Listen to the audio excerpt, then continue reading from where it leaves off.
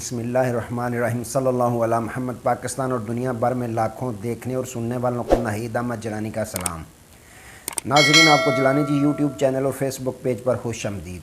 उम्मीद करता हूँ आप जहाँ कहीं भी होंगे अपने अहल खाना समेत बाखरियत होंगे, खुश भी होंगे और महफूज भी। नाज़रीन कराम, अपनी गुफ्तगू का आगाज़ करने से पहले तमाम ख़वातीन हज़रात से ये गुजारिश है जो हमारे चैनल पे भी नए हैं वो अपना जिलानी जी चैनल सब्सक्राइब फरमा लें ताकि रोज़ाना आप तक हमारी नई वीडियोस आसानी के साथ पहुंच सकें। बिला तहीर अपनी गुफ्तगू का आगाज़ करता हूं। नाज़रीन कराम, शहबाज शरीफ इक़्तिदार इमरान खान के हवाले कर दो और घर चले जाओ। ये बात किसने की, इस पे मैंने बात करनी है।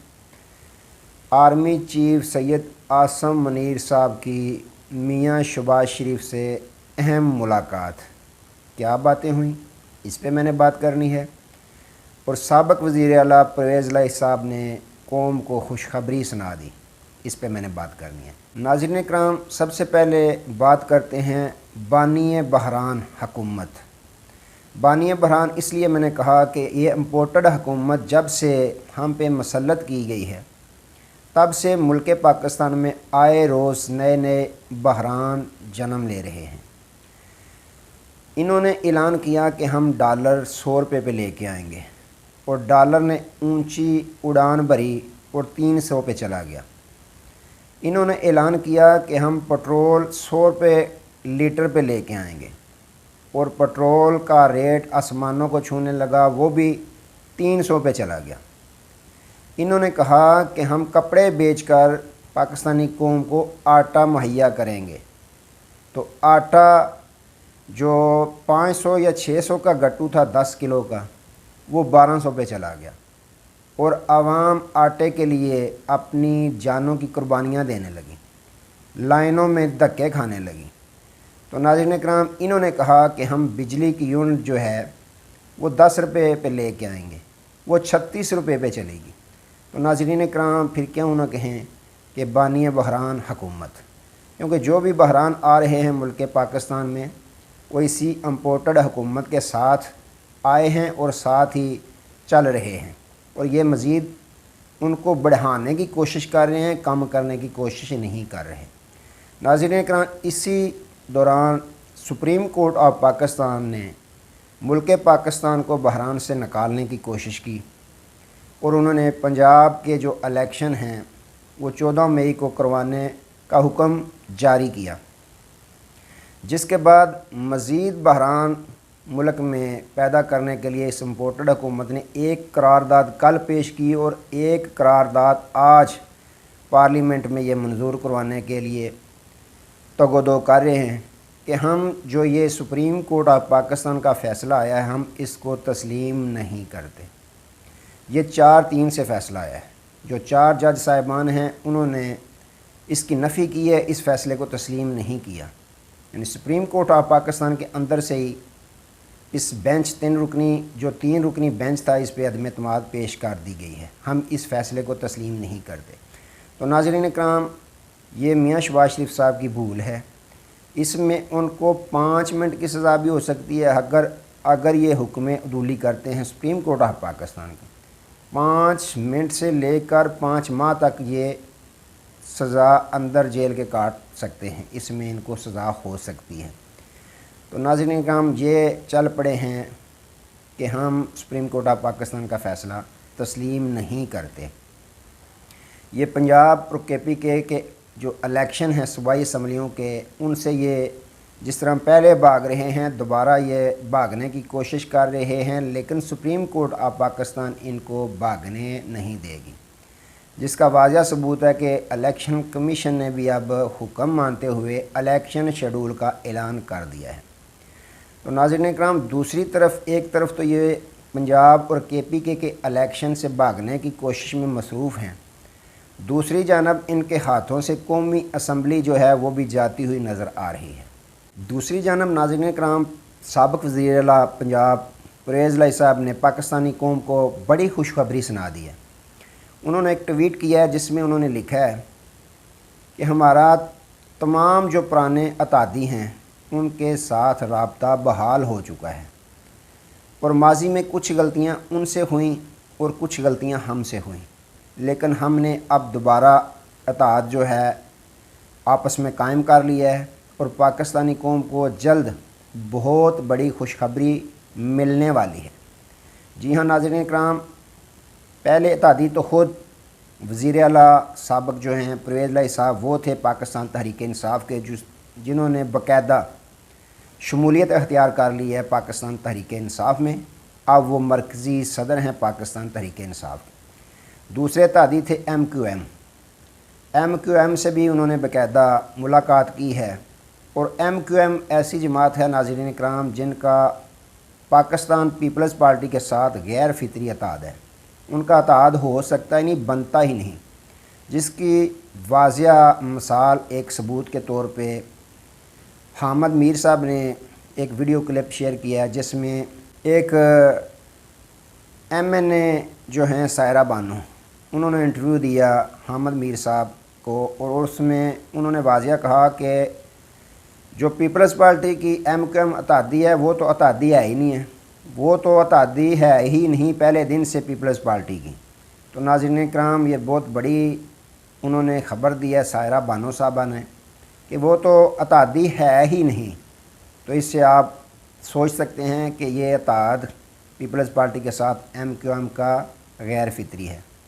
تو ناظرین کرام، پرویز الہی صاحب نے بڑی خوشخبری دے دی ہے کہ کسی بھی وقت پاکستانی قوم کو خوشخبری مل سکتی ہے۔ مقصد کیا کہ قومی اسمبلی جو ہے وہ بھی تحلیل ہونے جا رہی ہے۔